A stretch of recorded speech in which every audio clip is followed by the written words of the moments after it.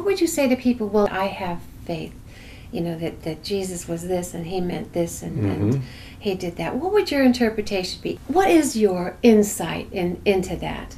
Faith, I would say, for the most part, is another word for belief. You believe that this is the way it is. Well, my stance on belief is real clear. Belief is mostly a part of the problem.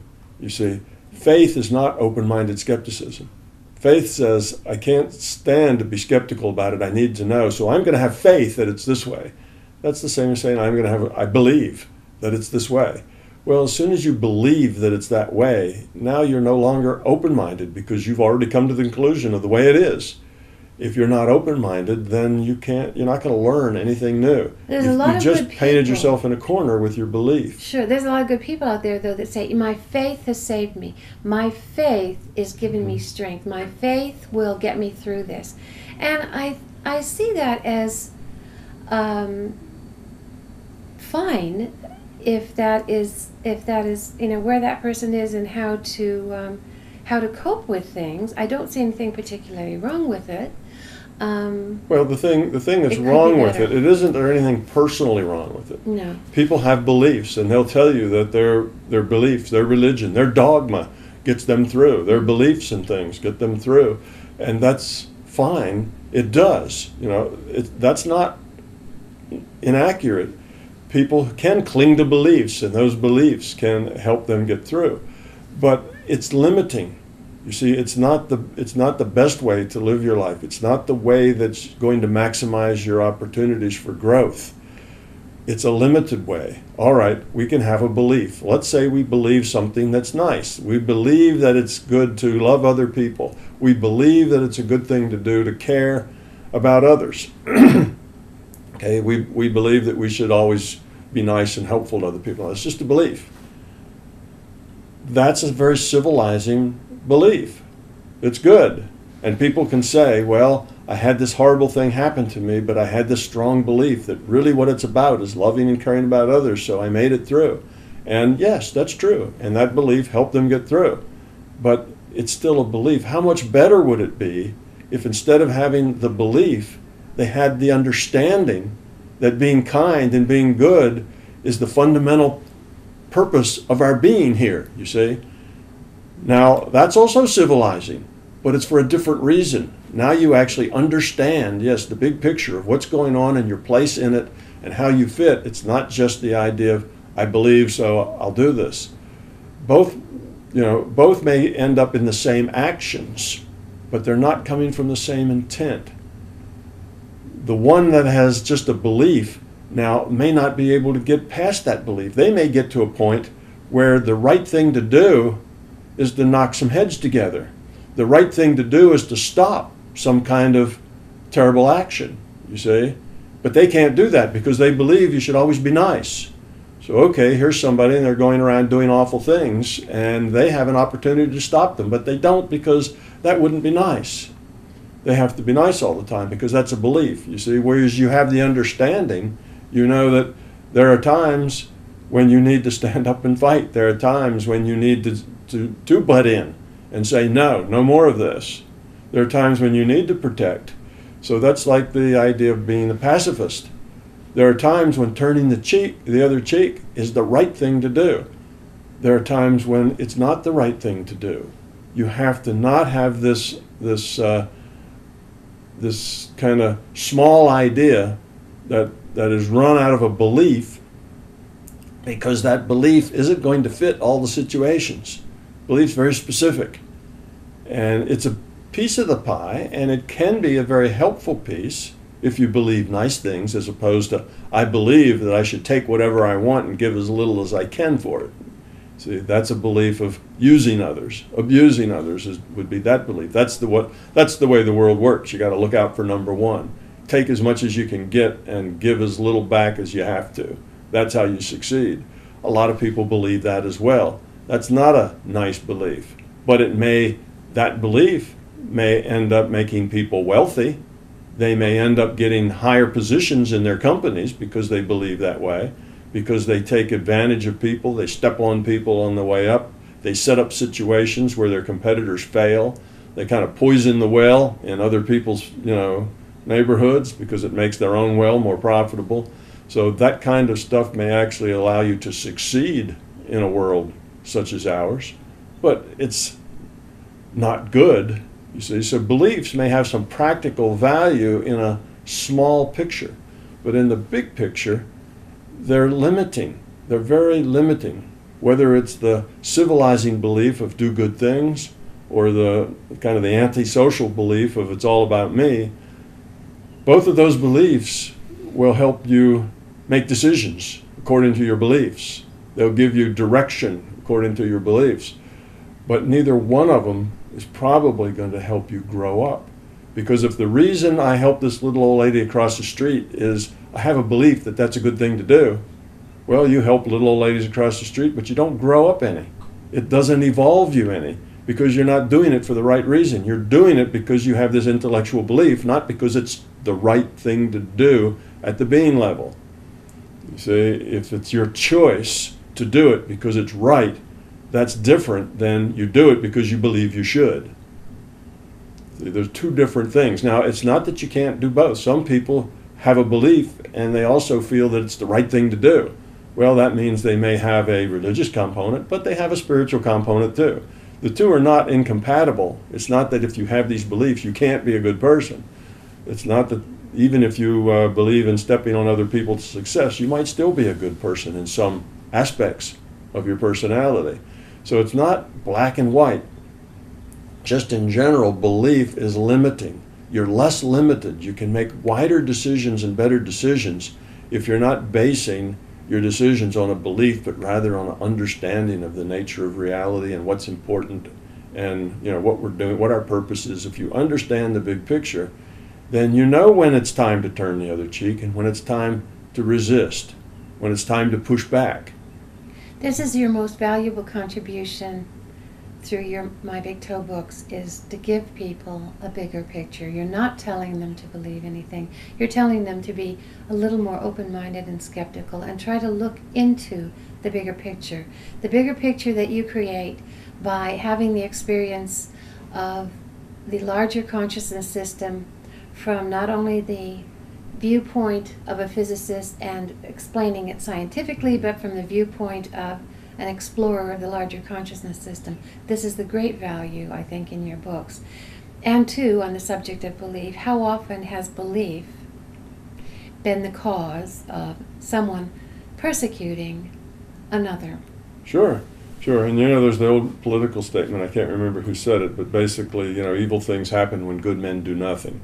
I didn't quote that exactly right, but, we let terrible things happen when good men sit and do nothing. There is a time that you have to just get up and say no, or you have to oppose, or you have to not turn the other cheek. There's a time to fight back. It's not, you can't make these rules based on action. You see, it's not about what you do. It's why you do it. It's the intent that's really important. The moral value is attached to the intent. It's not attached to the action. So in some cases, turning the other cheek is the moral action, the moral thing to do. But if you're doing it for the right reason, you could do it for the wrong reason and it wouldn't be moral and carries no moral value. And the same with standing up. Sometimes if you say, no, I won't allow that, that's the wrong thing to do. You shouldn't be imposing your view of the world on other people. And other times, you should, you see. And you say, well, it's very confusing. How do I know which to do when and whatever? Well, there is no morality tagged to action. It's not about the action. It's about the intent. And if your intent is informed by belief, then it's pretty much an uninformed intent. It's this belief applied the same way in every situation. Well, it doesn't necessarily fit in every situation. Turning the other cheek is a very wonderful thing to do. That says that you don't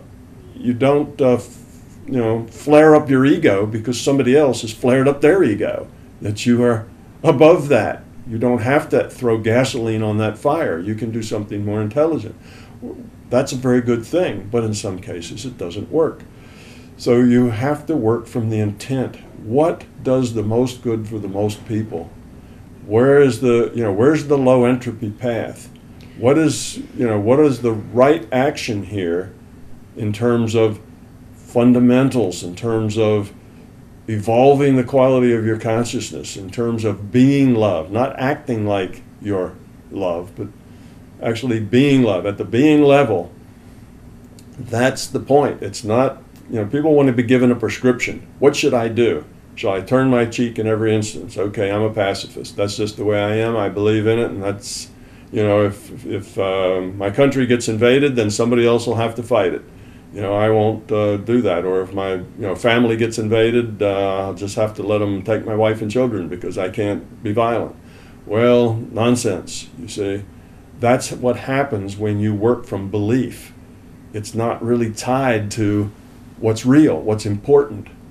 That's the point about belief. So yes, belief can make you a kinder person, can make you a meaner person. So it's not that all belief is ugly and mean. People who get through because of their beliefs, it's true.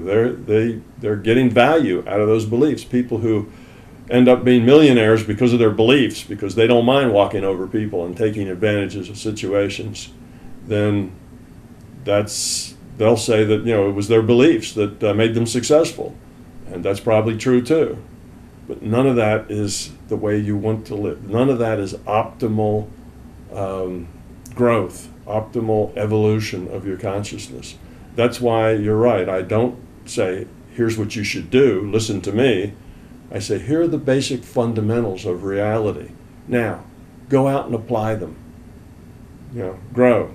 Do what you can with them. Always try to get rid of your ego and fear and become love, but those are real general things. And people want me to say, well, yeah, that's nice, but tell me what to do. And that's not a good question. And I don't answer those. It's like, well, I'll give you the basics, but you have to grow from the inside out. Nobody can tell you what to believe, how to grow. I tell you, don't believe anything. Just be open-minded, skeptical, understand how this reality works, and live your life the best way you can. And if you're always open-minded and skeptical, and if you have a desire to evolve the quality of your consciousness, you will succeed. And you have the most advanced experience with how this reality works, because you wrote The Big Toe from science, and you wrote it as an explorer in consciousness. And so if you were to encapsulate one thing that said how this reality works and how would people's lives be improved by this bigger picture, you would say what? How this reality works?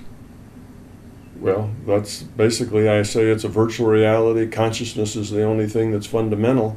You are a piece of consciousness, and your job is to evolve, to lower the entropy of your consciousness, to evolve the quality of that consciousness, to become love.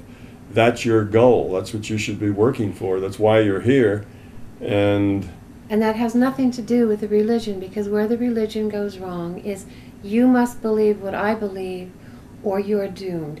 And that is on a very limiting level. That's dogma. Yeah, that's belief. It's belief, but it's what we just call dogma. Sometimes we call it creed, dogma, and there's another word for it. That it's most of what you find that's religious is a combination of things. I think it started out many times just with a prophet, as you say, who had a bigger picture. But then you can't really build organizations on bigger pictures. You build organizations by appealing to people's egos, because that's how people are. I mean, we're not a bunch of very grown, highly evolved consciousness here. We're a bunch of people with egos and lots of fear. And if you want those people to come join you, and there's power in numbers, not only the power of the collection plate to get money from those others, but there's a lot of political power. There's a lot of influence. There's a lot of safety in numbers. If you're one of 100 people, well, anybody who is a member of a group that has 1,000 people, they can run all over you. But if you have 100 million people in your group, well, now you've got power. You got political power. You got social power. You influence your society, your politic, everything. Kind of you influence basically what people believe and think, because you have so many members. So there's a lot of power and members. Well, how do you get members to come to your group? You have to appeal to those members. You have to give them something they want. And for most of us, what does that mean? It means you have to appeal to their fear. You have to appeal to their ego.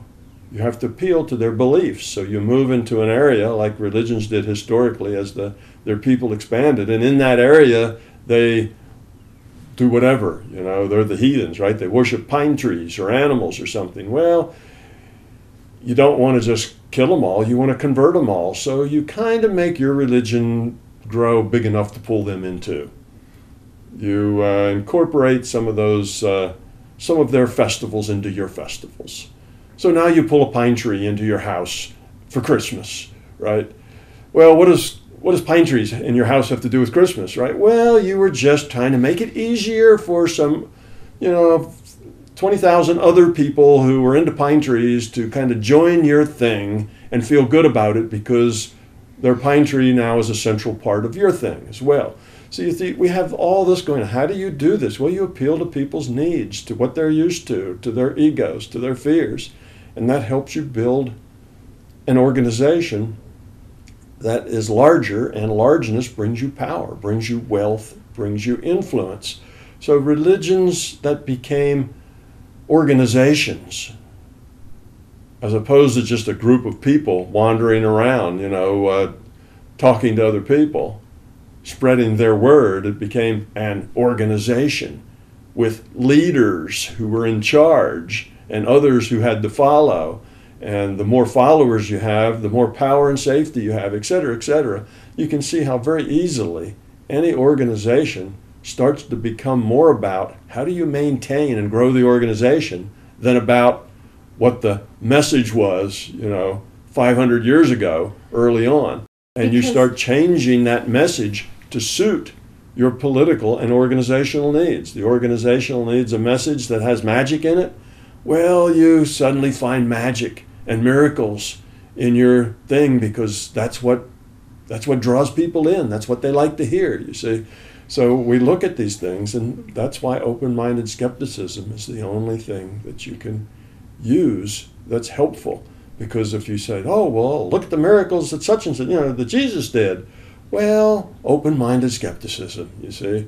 Maybe so, maybe not so. Maybe it really happened. It doesn't matter, you see. Well, why don't you go back in time and see if it really happened? It doesn't matter. None of that is really important. What does it have to do with your growth? It's logical that some of the things that he did, such as healing, all these things I do, you do, you can do too. That is letting them know of their own, who they really are, of their own power, that you can also do this because of who you are. It is not just me. And also the that's where the skepticism comes in. You see, the skepticism doesn't mean that you throw it out. A skeptic isn't somebody that disbelieves. A disbeliever is just another kind of believer.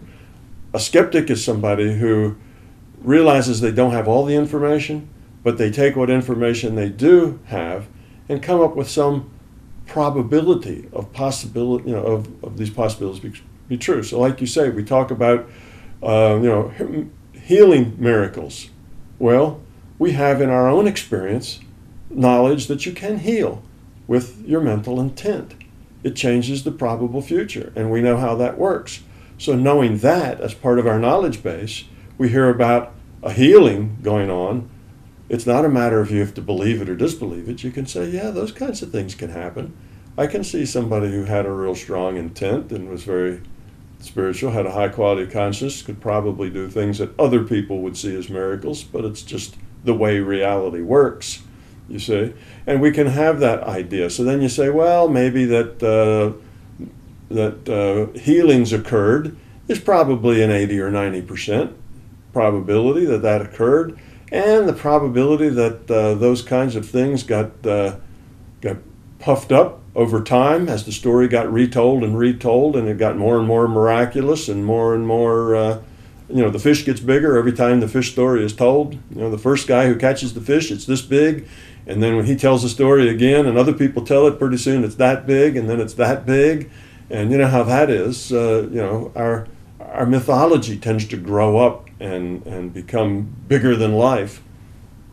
And I have a certain amount of experience with that too, with fish stories. So you say, well, I can also see that there may be a little fish story stuff going on here as well as some of these miracles, and etc. You know, and I can see where people had their ego invested in this, that they might make up some of these stories just because it would be good marketing. So I see all of those things are true, but I don't really worry about it or care a whole lot about what really was true, because that really isn't important to me. What's important to me isn't the stuff that happens to me or even the stuff that happened to others. What's important is how I react to what happens to me. So now if what happens to me is a story, somebody tells me the story of Buddha or of Jesus or of Muhammad or something else, and I get the story of what they say, it's not do I believe it or not believe it.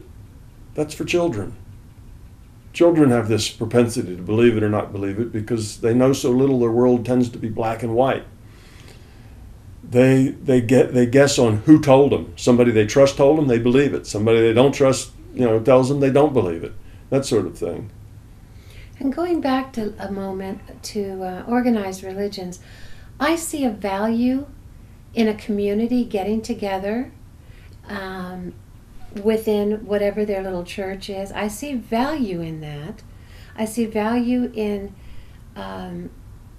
interacting within this community, helping each other. I think there are some religions like that who don't try to perpetrate their beliefs on others, and they are kind to each other, they support each other, and I think that aspect of a religion can be very good. It's when it has grown, as you say, outside into big organizations where there's a lot of control and there's a lot of my religion is better than your religion, that it has gotten out of sure.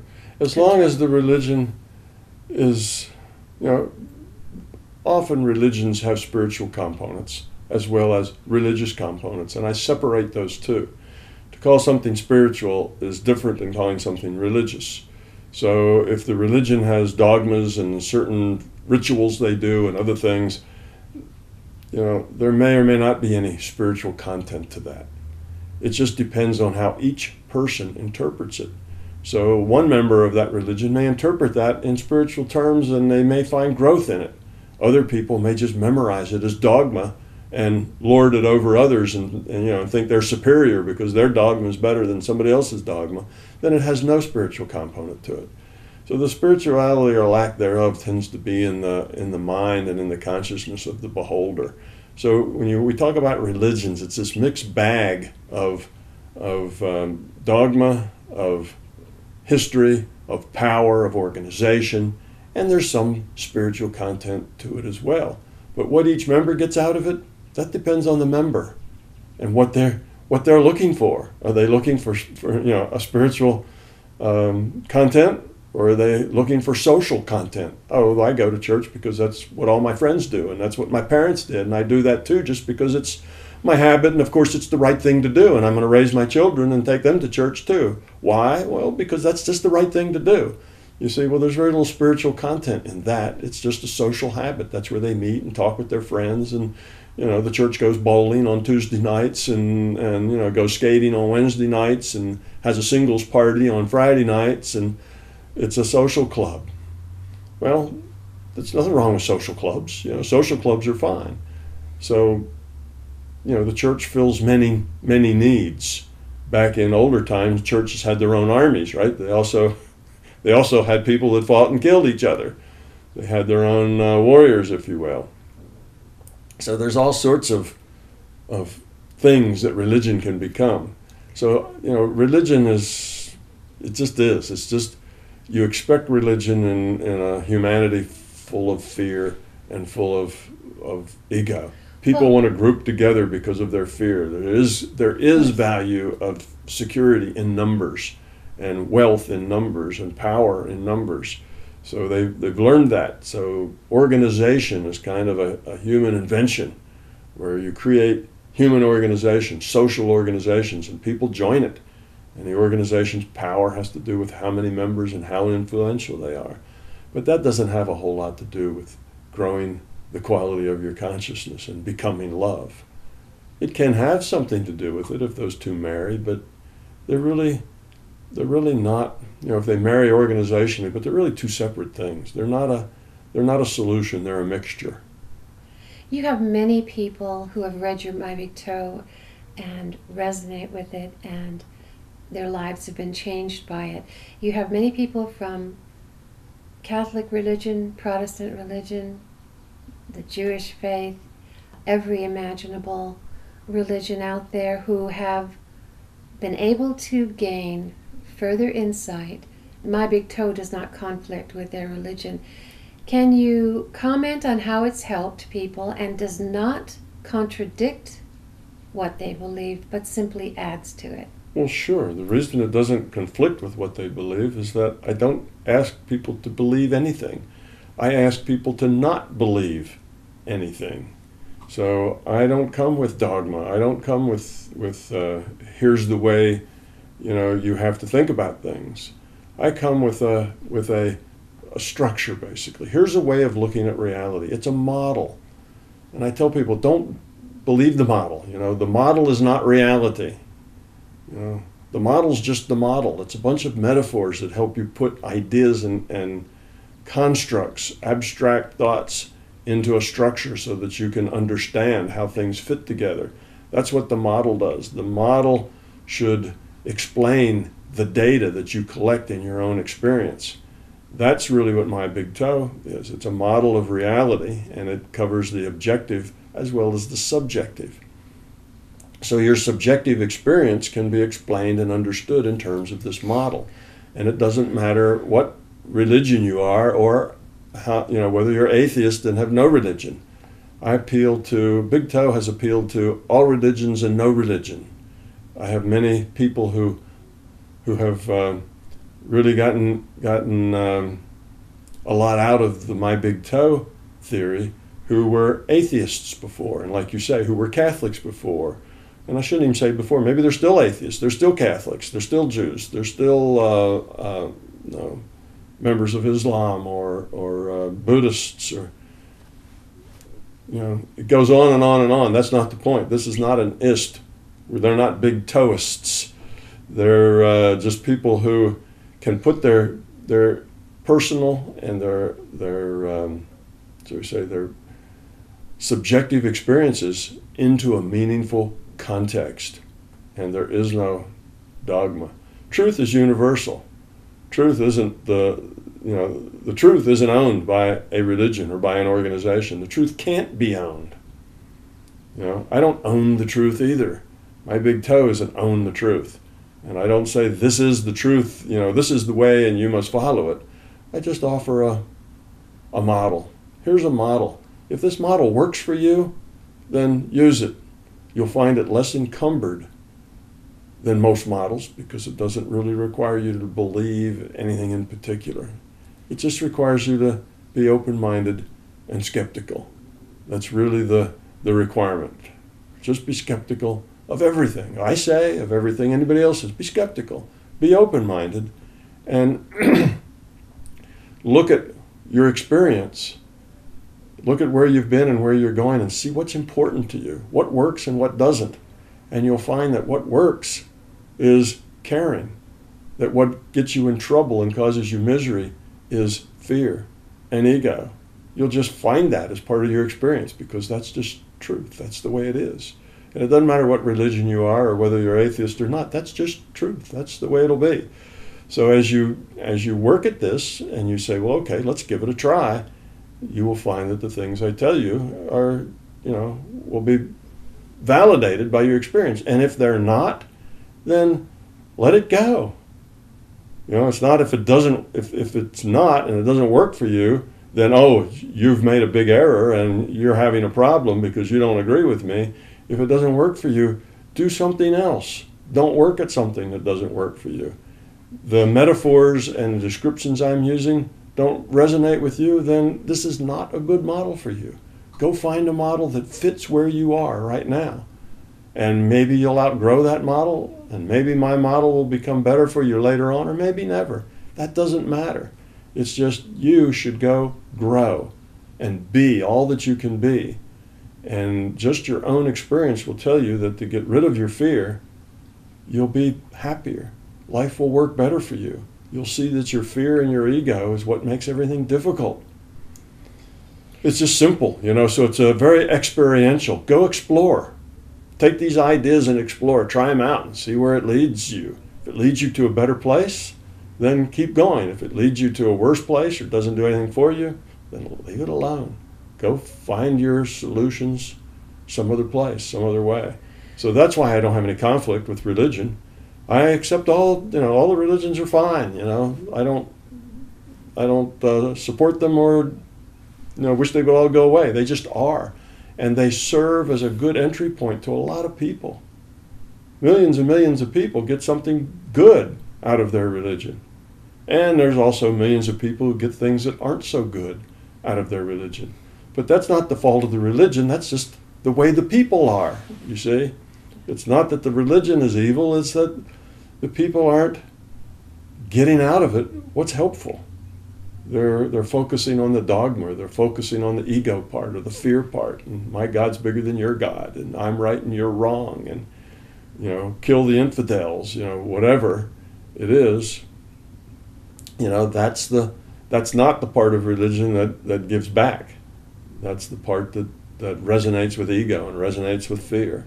Thank you. Speaking of God, in one of our interviews, you said, for those who ask, wouldn't it be great if science derived God? Those should be careful what they wish for. How has your My Big Toe scientifically derived God? Well, I've had people say that My Big Toe derives God, and it does for them. It won't necessarily do that for everybody. It depends on what your image of God is. If your image of God is a little old man, a long white beard, playing with his pet people, and manipulating, and he has heaven for the people who believe in him, and hell for the people who don't, etc. My model isn't going to derive that kind of a God. So if that's your idea of a God, then it won't go there.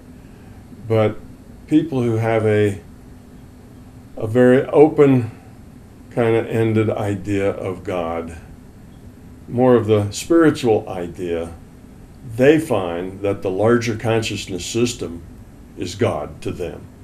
Okay? Now in my books and the way I write it, the larger consciousness system is just a natural system. It's not a deity. I don't present that way.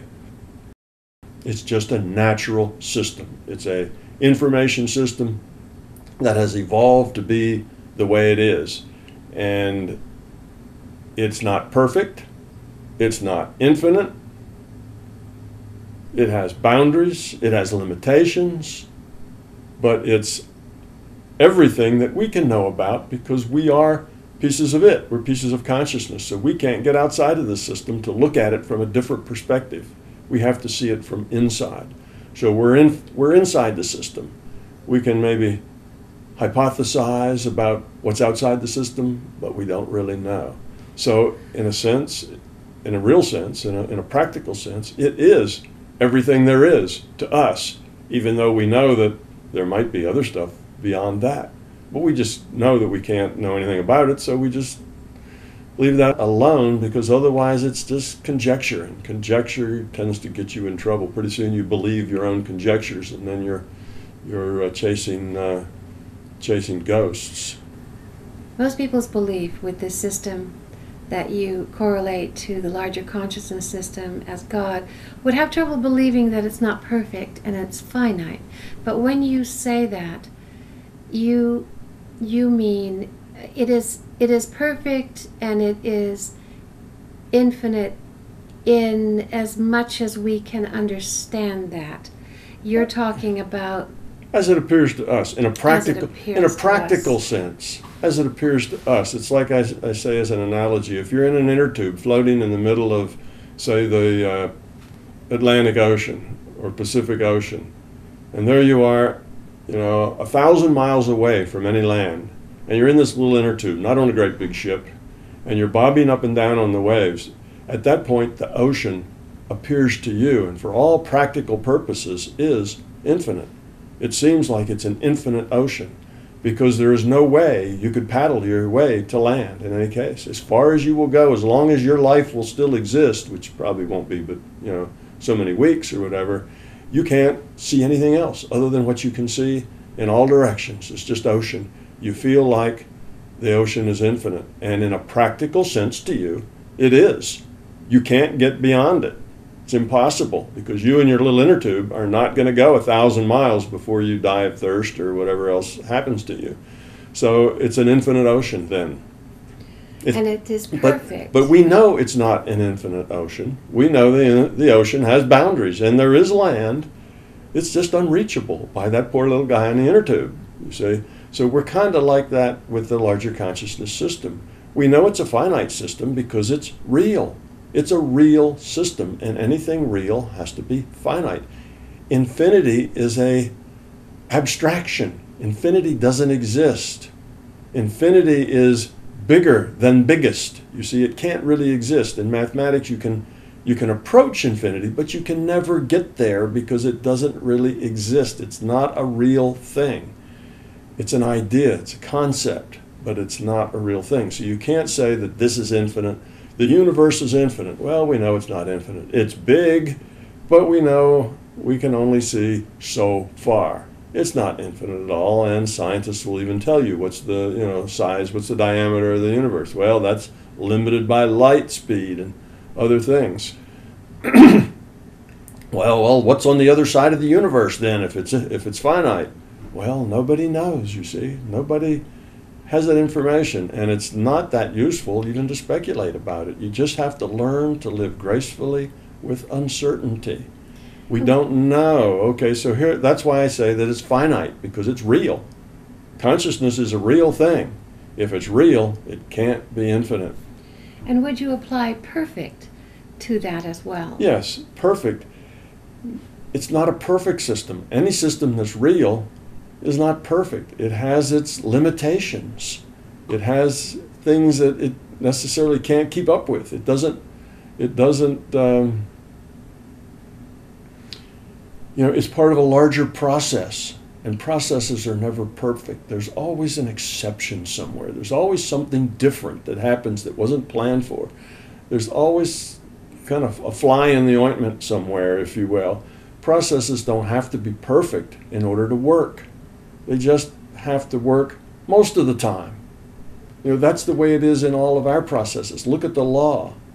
What would life be like if there were no laws? Well, we wouldn't want to live there, would we? That's chaos. If there are no laws, what happens is we go back to the original law, which we call the law of the jungle. Whoever has the biggest fist, whoever has the most power, is the one who dictates what others do. That's the law of the jungle. It's a law of power. And nobody wants to live in a place like that. Unless, of course, they think they're the one with the biggest power. But, that doesn't last long. Anyway, if there was no law, we would all be in anarchy and revert to the law of the jungle. So, but is the law perfect? Of course the law is not perfect. But does the law work? Yes, the law works. It works where it works. It fails where it fails. But in general, it works a lot more than it fails. So we're all happy to have it because it helps keep all of us safe. It draws boundaries of things it can do and not do, and expectations and so on. So now the laws are different from culture to culture, but that's okay. So we have rules, cultural rules. We have laws because they help us to live together in our society. It helps us get along. It helps us be constructive rather than destructive. And the law of the jungle is just too limiting for us. We can't have civilization with that sort of law. So is the law perfect? Of course not. Well, the larger conscious system is the same way. For the most part, it works really, really well. But don't think that it's perfect, that you can't have things that go wrong. You can't have transgressions in the law that aren't caught. Sometimes people violate the law and they get away with it. Well, that's the same. Sometimes things happen in the larger consciousness system, and they're things that aren't planned, or maybe there's even laws against them happening, but they happen anyway. It's just the way it is in a big system. Perfect is like infinite. There really is no such thing as perfect. Perfect is an ideal that doesn't exist, that you can imagine, but isn't real. Is your body perfect? Well, no, your body gets along real well. All the cells communicate. The brain controls the nervous system, which makes all the pieces move, and the skin cells and the blood cells and the oxygen transfer with the hemoglobin, and all of it works real well most of the time. But it's not a perfect system. Sometimes there are issues. Sometimes there are problems. It's the same with any system. It is as perfect as our limited ability to conceive of perfect. Yes, it's just like the ocean. It appears it appears to be perfect. That part of the larger conscious. Now, when I say the larger conscious system, we're part of that larger consciousness system. You and I and all the other individuated units of consciousness, which is the raccoons and the dogs and the monkeys as well. All of this consciousness is part of the larger conscious system. So we're it and it's us. But besides that, there's also parts of this larger consciousness system that is the executive component. And with computers, we'd say the operating system. The part that kind of keeps the rest of it more productive. So as we look at this executive function of the larger consciousness system, the source of the rules and so on, if you will, the source of the structure, the source of our virtual reality, the source that decided to compute this virtual reality and set up the simulation so that we, individuated units of consciousness, would have a better learning lab. See, that's the executive function, and we look at that, and that appears to us to be both infinite and perfect, because like the ocean, it's so much bigger than we are as being little pieces of it. It seems so large we can't really comprehend the largeness of it. So we say that's infinite, but now we're using the word infinite as a metaphor that means bigger than we can ever imagine, not as a technical term. You see, and as long as we use the word infinite and perfect as metaphors, which means it seems infinite to us, it seems perfect to us, then fine, it's infinite and perfect, as those words are metaphors. Now, when we start thinking of, oh no, it's really infinite, then that's silliness, because nothing can be infinite. If it were infinite and could grow just one more cell, then it would be bigger than infinite. Well, no, now infinite's a bigger number. Well, it really wasn't infinite in the first place. Well, there really is no such thing as infinite. It's just an abstract concept. Perfect is pretty much an abstract concept too. Perfect, and if you have a very simple system, let's say you have two simple things. Your system is just two sticks and two balls, and you may say, I want to arrange these in a way that takes up the least amount of volume, so you want the sticks to be really close together, not kind of at right angles, which would produce more area. And you could say, now that's perfect. Well, okay, a very simple system, you may come to that conclusion, but if you start looking at it in detail, it's probably not perfect. If you look right down at the atomic or molecular level, how do you describe that area? And what do you mean minimum area? There's little molecules of those sticks and balls are vibrating in and out. You can't even define the area that it takes up. So if we look at it simplistically from a kind of on a big scale, we might see that we have a perfect solution to a problem. But that's a very simple problem with very few dimensions and very few interactions in it. Once you talk about consciousness, and just on this planet there's seven plus billions of us that can interact with our environment, now it becomes so complex that to think of us 7 billion plus the other hundreds of billions of other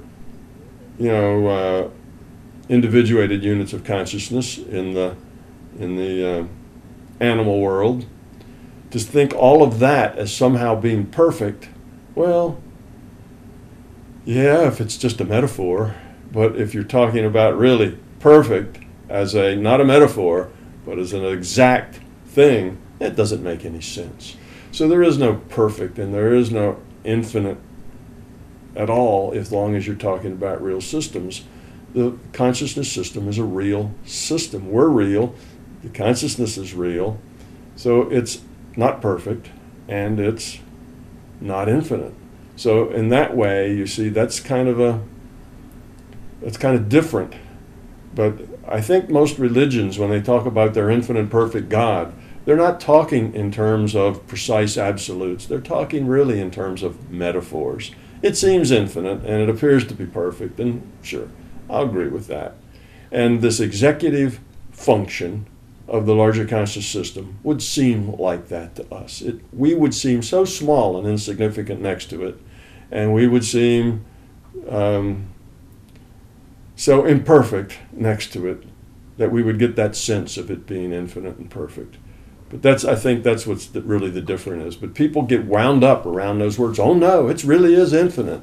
And they don't realize that even what they're saying is illogical. To say that something is indeed infinite is an illogical statement. There is no thing that's infinite in any way. So that's I think that explains it very well. And if we are, as you say, part of this larger consciousness system, we are actually a part of it, and as some believe, we are a part of God. We are probably the imperfect part of this larger consciousness system, and the executive is much more of a perfection than we can even imagine. So that looking at it as an entire system, we are certainly the less perfect part of it, and that in that way you can. And people then would say, well, why is there a less perfect? Why is there a less perfect part? Why doesn't the part that's more grown up and whatever just make everything like itself? Well, there's no advantage in that. It's just taken itself and made itself bigger. Where's the advantage? There's nothing.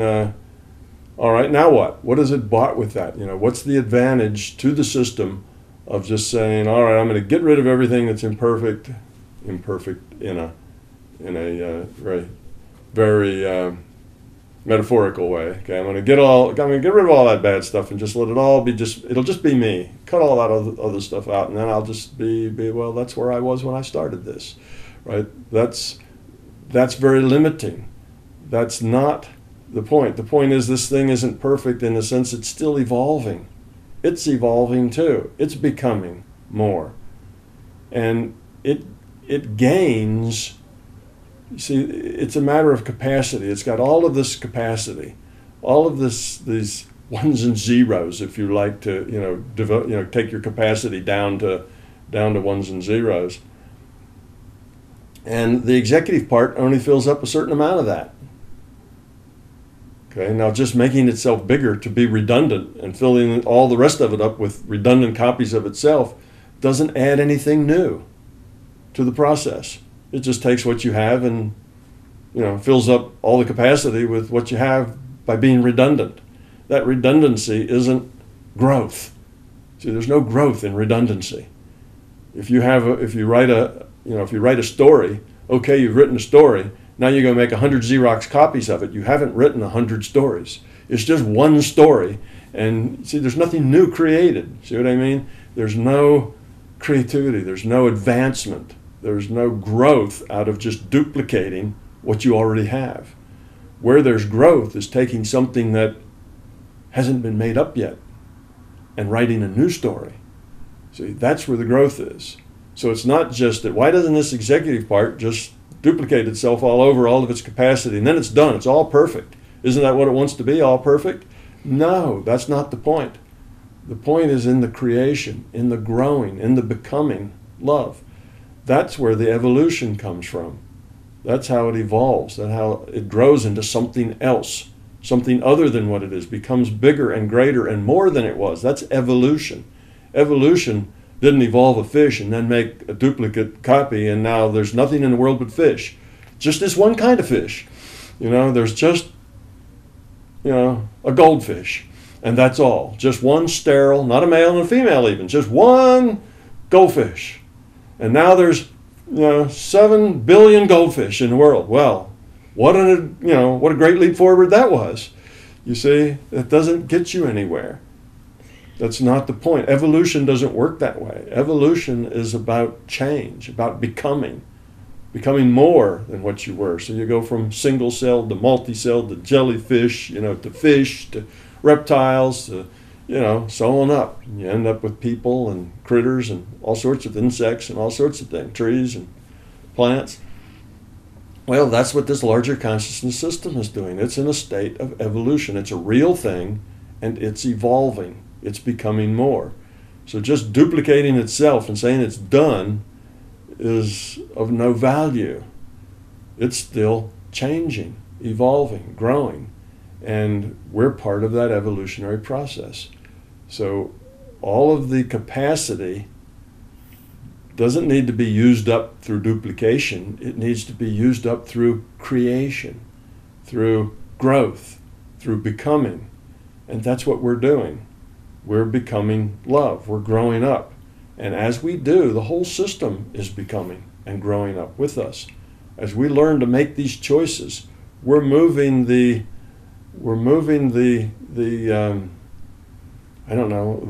energy, the value, the purpose of this thing to a higher level than it is now. So it's not that it's perfect, but our growth has helped making it more perfect, helped making it greater than it is. It's evolving, and we're part of that evolution.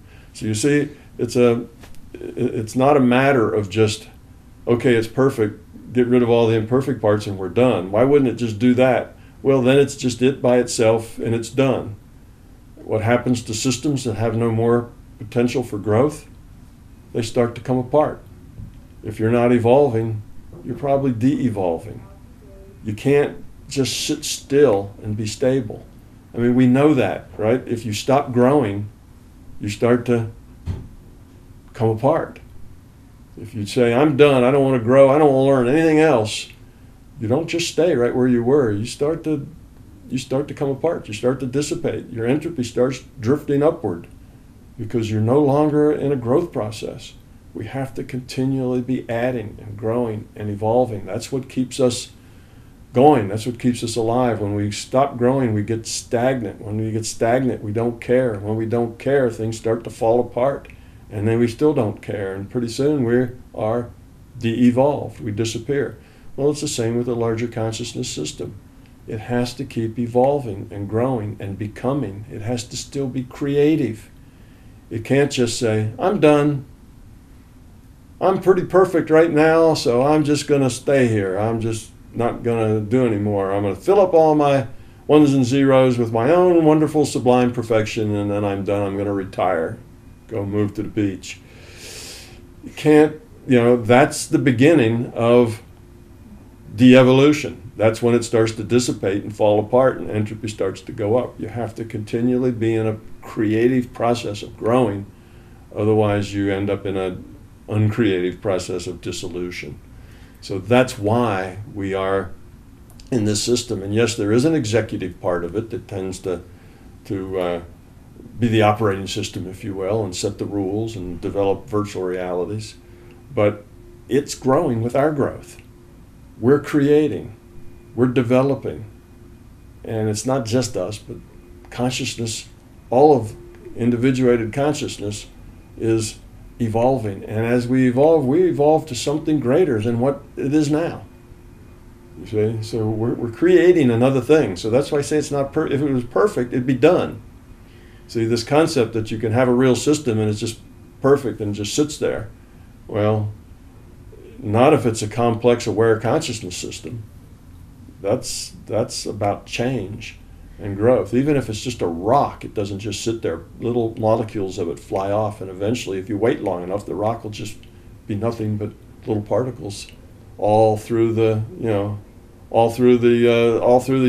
probably, but at least all through the planet.